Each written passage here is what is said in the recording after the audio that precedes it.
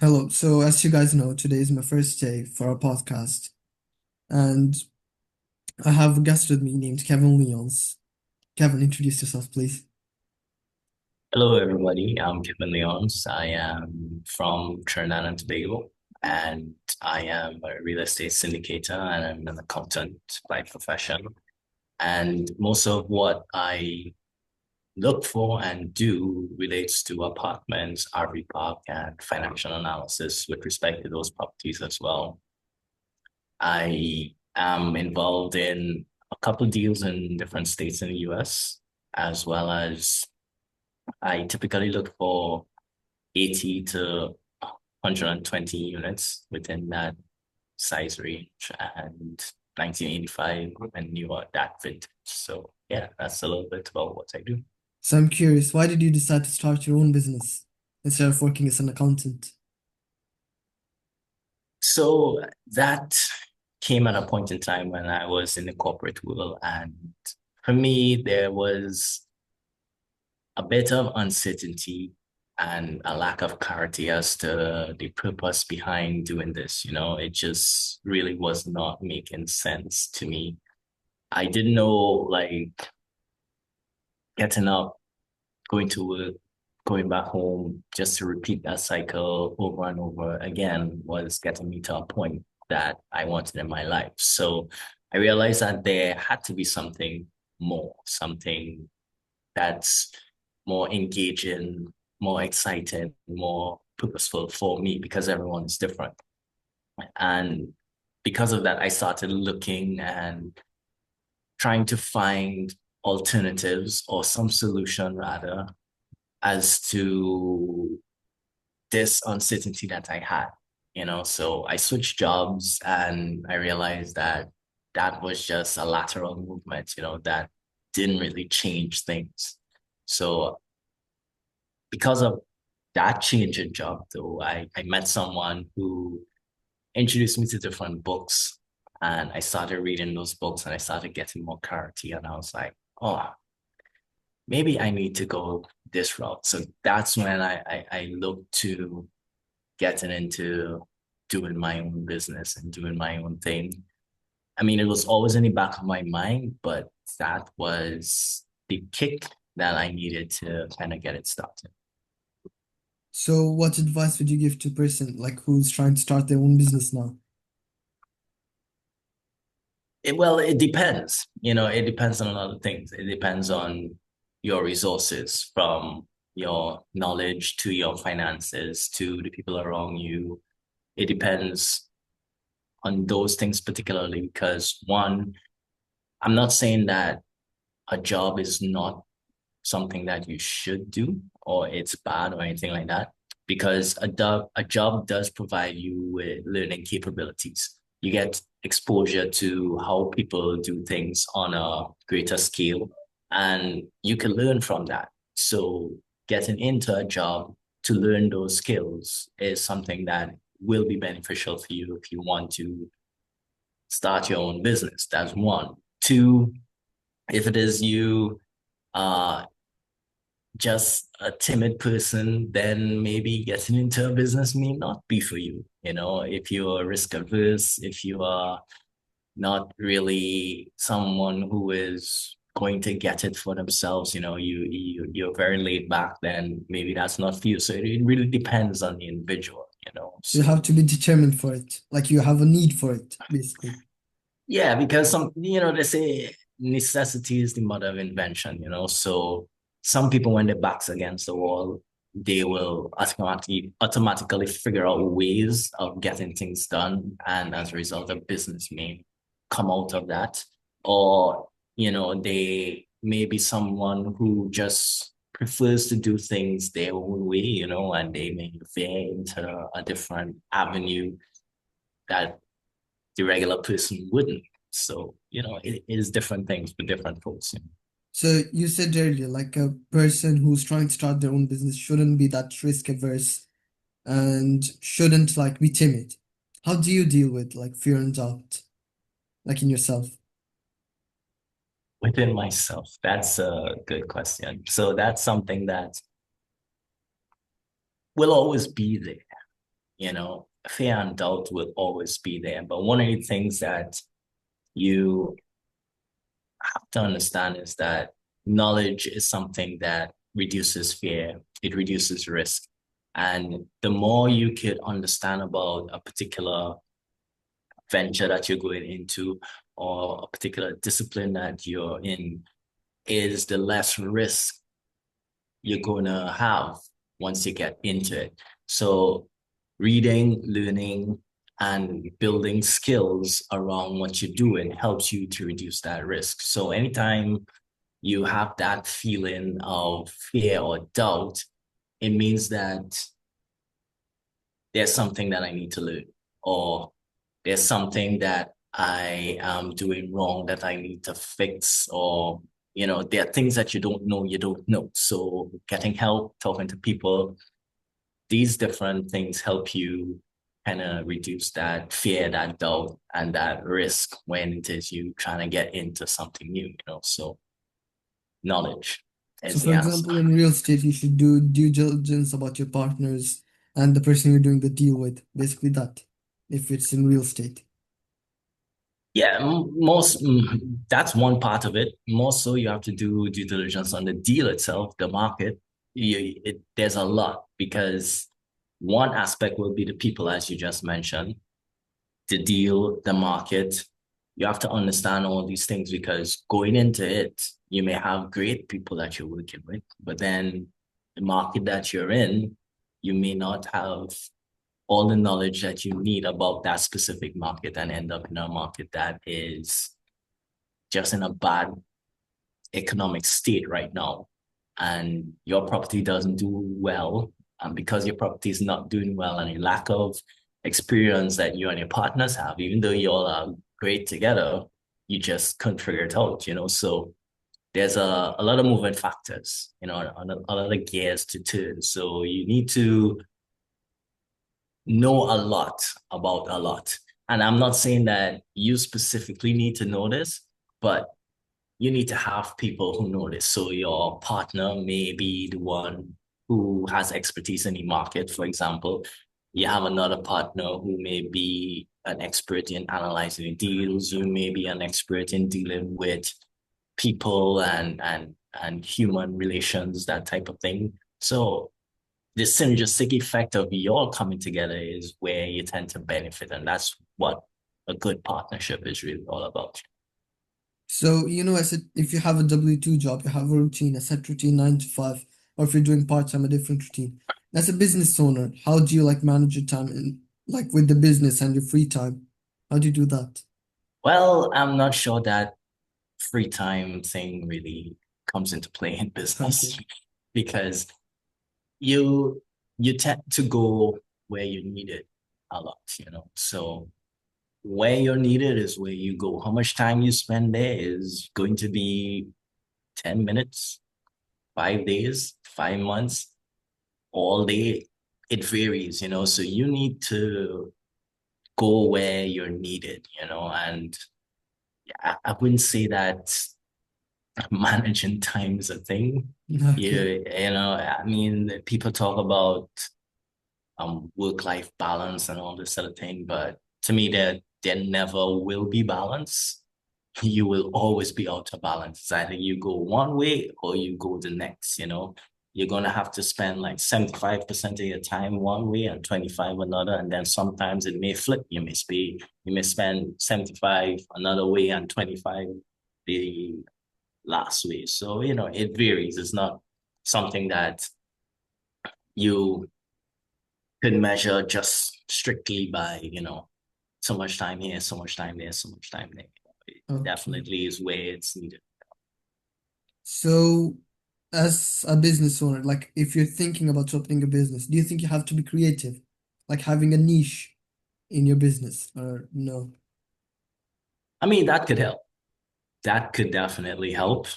But sometimes some of the things that exist today have not been, or, it's things that people are doing over and over, just better. So you may be doing one thing in a particular way, but somebody else then could add some value to that and make it 5 times better. Somebody could come and make it 2 times better.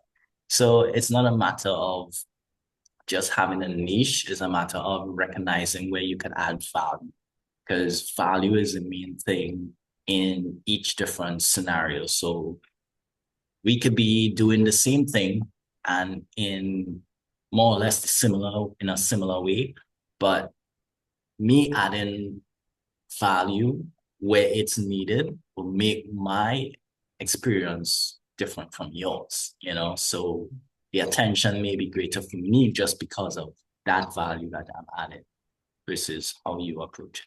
So it varies. Okay, so going back to the time element again, do you think that's the hardest part, like of owning your own business, or do you think there is something that is much more harder, like, or no? Everything is hard. I mean, there are no easy aspects of it, to be honest. Everything is hard. It will, if you think it's gonna be easy, then maybe this is not for you. It's going to be hard. It's going to be difficult. It's going to challenge you in ways that you have never been challenged before. You're gonna reach your limits. You're gonna grow past your limits sometimes, so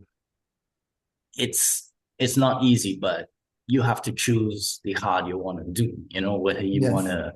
you wanna do this and learn and grow, or you want to just be able to just do one thing over and over in a routine where you give yourself, I don't know, the false sense that you're comfortable, So it depends. Okay. So there's not like one single aspect of it being hard. Like it's overall a different area. So it has its own like challenges compared to a W-2 job, basically. Yeah. So you are when you're growing, right? You Mm. are in a bit of a comfort zone. You start to go to school and you start to get streamlined into doing things in a particular way. And you lose a sense of create creativity in that process, right? And when you try to then go and do something that is totally unstructured and try to add some structure to it, it becomes like very chaotic and trying to figure it out, trying to see, okay, how to do this, how to do that. And then things happen just out of the blue, things happen sporadically, things happen uncontrollably, things that you don't plan to happen, and you have to deal with it, So it's not something that it goes A, B, C, D, and according to the alphabet. It sometimes you have to do Z before you do A, you have to do Q, and it's all over the place until you grow to a point where you develop these systems, you started figuring it out. It may take 10 years, may take 15 years before you actually do that. Some people may do it in two. It just depends on the individual, So once they start developing the systems around how they want to approach things, then you can start seeing some semblance of structure. Not to say that nothing unexpected will no longer occur. It's still going to happen, but you just have a lot more structure in doing the basic things, and pushing and trying to continue to grow, you're going to continue to have those unexpected things coming in. So it's going to be a constant, a constant challenge if it is you are looking to continue to grow. If you want to just stay where you are, then everything would just be normal and probably boring. But growth requires you to continue learning, continue to figure things out, and unexpected things definitely going to happen. So which books like do you think helped you to grow? Like helped you learn more about the business? I mean, there's so many books. I don't know that I could single out one specific book. There are many books from all the books by Ryan Holiday for one, with stoicism, ego is the enemy, the obstacle is the way. Stillness is key. All those books are great series of books that you can learn from. And there is the one thing that's a great book as well. You have Never Split the Difference. That's a great book as well. You have Relentless. You have a lot of great books that, you know, they all help you, man. And one of the things that I've learned is that, and this comes from the Stoics as well. They mention that wisdom comes from speaking from the dead. I'm paraphrasing, right? Wisdom comes from speaking to the dead, right? So in order to speak to the dead, you have to learn about what they did, how they overcame their challenges, how they grew. And you can get that by reading books going back to history. And it has to be a situation where you're constantly reading, constantly learning, and constantly developing. And that should never stop. So those really great books seem like from the description you gave me, I'll read them. Yeah, I mean, there are a lot more, but like those are on the top of my head right now. So, yeah. So I was wondering, what makes Sipid Investments single out from the others? That's a good question. And the uniqueness with Sipid Investments is that it's it's me doing this from outside of the US. It's a US registered entity that is invested in real estate, apartments, RV parks, and different syndications. And I'm doing this remotely. I'm doing it from miles away in the Caribbean. So it's unique in that way. A lot of what is done is similar to what people are doing over there.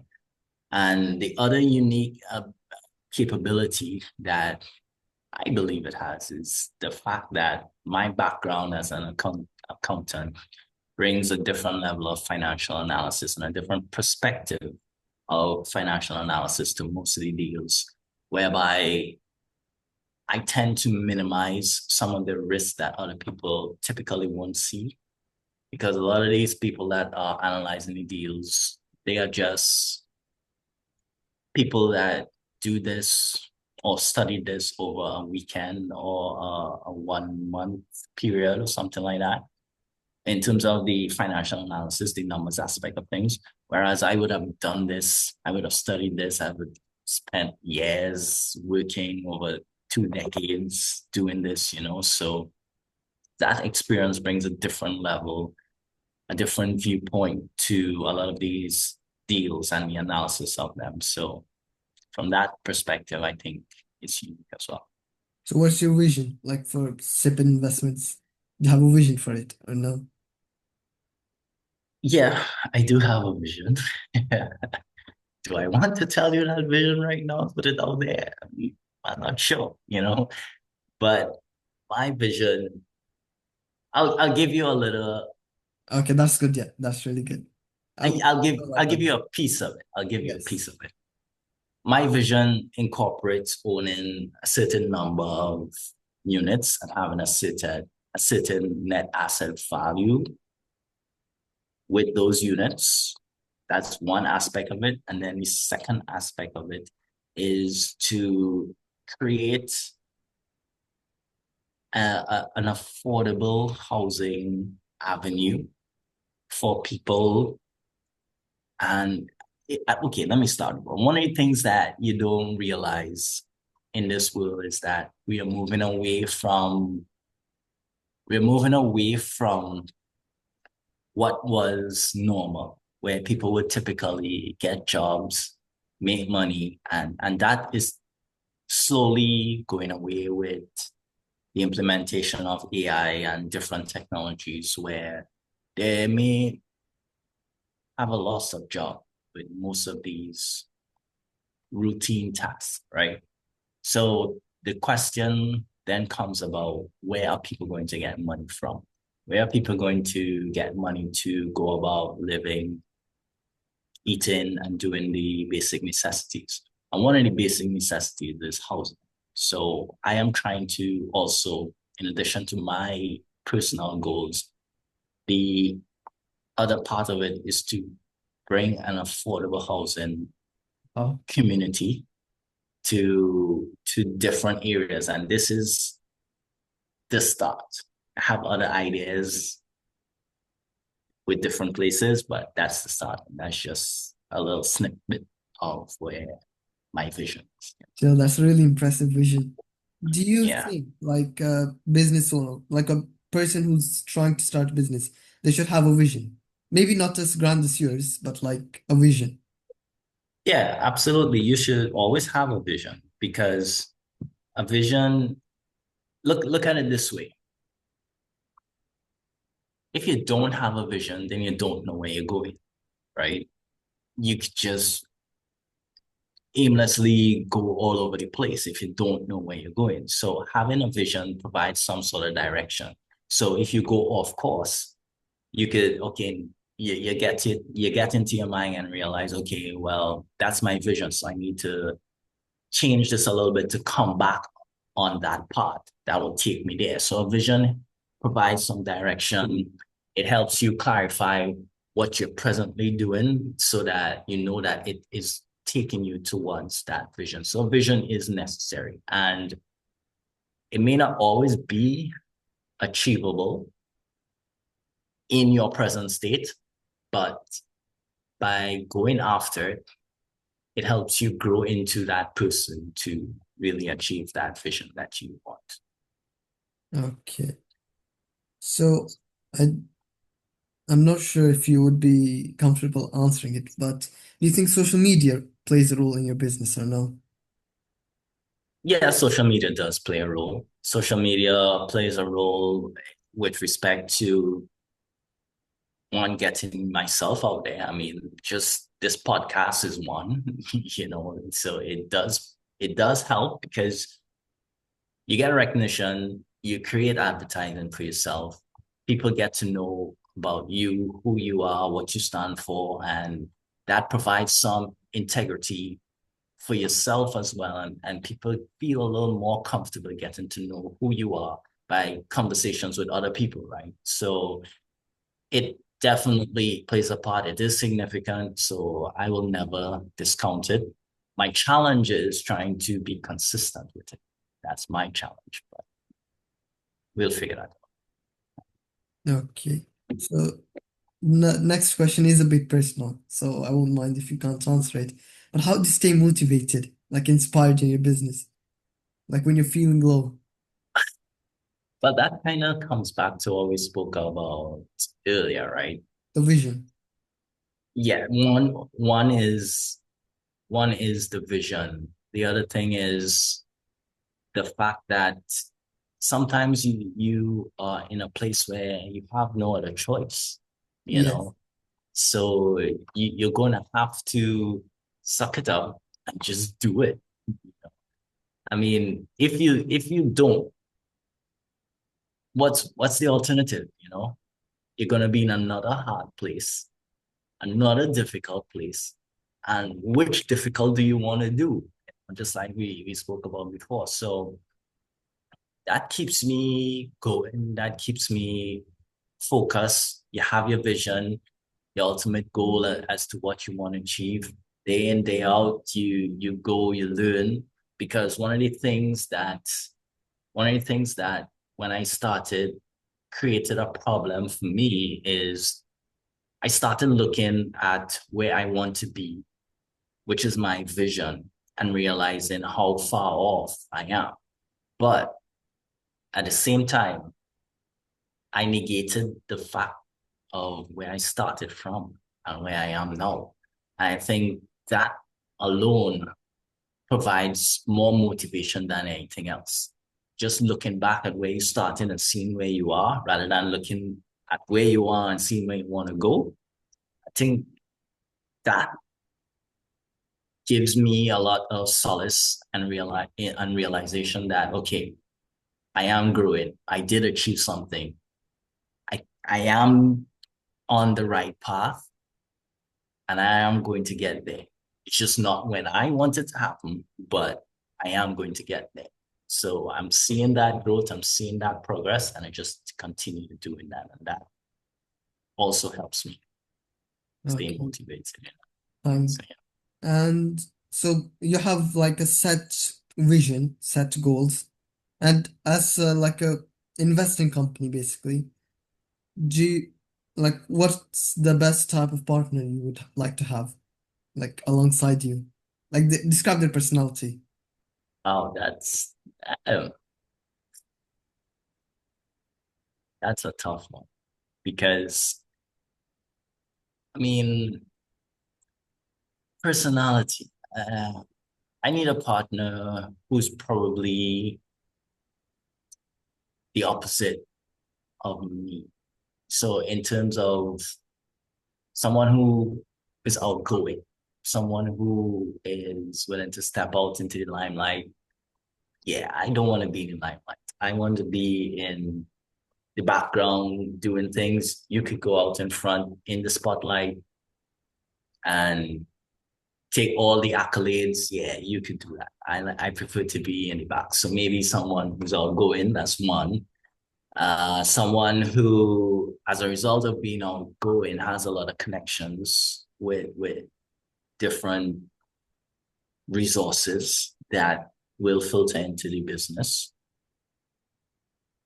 And that's probably two that I could think about right now. I never really sat down and analyze exactly what the perfect partner will be, but because there's another side to it too, I definitely want a partner who thinks like me as well, because having someone who is the opposite, they may not recognize or understand my perspective, which could create conflicts as well. So it's something that I never really sat down and analyzed, but yeah, I think I probably need to do that. So someone you could get along with, but they are different than you, basically, like Yeah, some aspects. yes. Okay, We complement each other. okay, yeah. So I think I finished my questions, but I have just one last left. What do you Yes. think is the mindset that differentiates like, successful business operator to one that is maybe less down the road, like less behind? One thing Yeah, one thing in the mindset. I think, well, I want to say determination, but I think I'll say consistency. So consistent, someone who is consistently doing the same thing over and over and perfecting it, that differentiates someone who's successful versus someone who's not. Because that repetition gives you so much learning. It's unfathomable. So yeah, that consistency. Okay, so do you want to say something before we end it, the podcast? Or no? I have to say something. Okay, thanks for Nothing, yeah. nothing crazy, but yeah, Okay, thanks for coming to the Baluch podcast. I believe yes.